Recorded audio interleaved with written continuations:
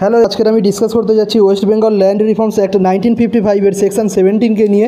Section 17-এ বলা আছে টার্মিনেশন অফ কাল্টিভেশন বাই বর্গাদার, মানে যে স্টেট গভর্নমেন্টের যে অ্যাপয়েন্টেড যে অফিসার থাকে সে কী কারণে একজন বর্গাদারকে জমি থেকে রায়তের জমি থেকে উচ্ছেদ করতে পারে। প্রথম কারণ, যদি বর্গাদার তার জমিতে চাষবাস ছাড়া অন্য কোনো কাজে রায়তের জমিটাকে ব্যবহার করে। 2 নাম্বার, যদি সেই রায়তের জমিটাকে বর্গাদার নিজে না চাষবাস করে অন্য কাউকে দিয়ে চাষবাস করায়। 3, যদি বর্গাদার সেই জমির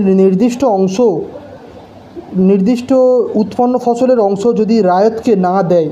এবং 4 নাম্বার, যদি রায়তের কোনো ঠিকঠাক বা ভালো কোনো উদ্দেশ্যে যদি নিজে চাষবাস করার প্রয়োজন হয়, তাহলেও কিন্তু বর্গাদারের কাছ থেকে জমিটাকে নিতে পারে এবং নেওয়ার অধিকার পায়। এখানে আরেকটা জিনিস যেটা জানতে হয় যে একজন বর্গাদার কিন্তু 4 হেক্টরের বেশি জমিতে কিন্তু চাষবাস করতে পারে না। যদি করে তাহলে স্টেট গভর্নমেন্টকে উৎপন্ন ফসল দিয়ে